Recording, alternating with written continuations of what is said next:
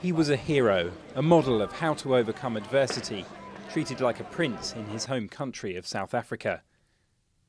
Oscar Pistorius, the Paralympian gold medalist known as the Blade Runner, may have ruined his career and his reputation when he shot dead his girlfriend in February 2013. And the 6-month trial has done even more damage. As he's also being tried for 3 gun-related charges, no dark recess of his personality has escaped the courtroom's glare. Which was a strategy by the state to have character evidence be made admissible.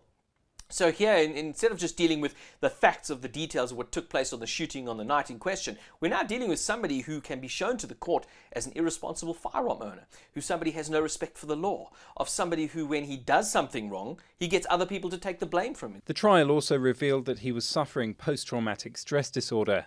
While in the dock, the intense cross-examination made him cry and break down repeatedly. I know you don't want to because you don't want to take responsibility, but it's time that you look at it. Take responsibility for what you've done, Mr. Pistorius. My lady, I've taken responsibility by me waiting and not wanting to live my life, but waiting for my time on this stand to tell my story for the respect of Riva and for myself. I've taken responsibility, but I will not look at a picture where I'm tormented by what I saw and felt that night. As I picked Riva up, my fingers touched her head. I remember. I don't have to look at a picture. I was there. Is he an egotistical liar obsessed with guns and luxury, as the prosecutors say, or a vulnerable individual who shot out of fear of an intruder, as the defence has it? A panel of psychiatrists answered at least one question. After a month of examinations, they concluded Pistorius was not suffering from mental illness that would have rendered him not criminally responsible. His lawyer pleaded that his disability has made him develop a flight response stronger than able-bodied people, but the argument has not convinced everyone. Oscar's been very much his whole career of a person who doesn't believe he's disabled.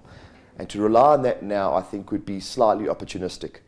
More than that, and again, he's used it at a very late stage in the case. It almost seems like an afterthought. Whereas if he said this was the reason for the crime, why not start the whole way with that as the version? One thing his fans and his critics agree on: Oscar Pistorius is not likely to accept any jail sentence and will probably exhaust the appeals process if necessary.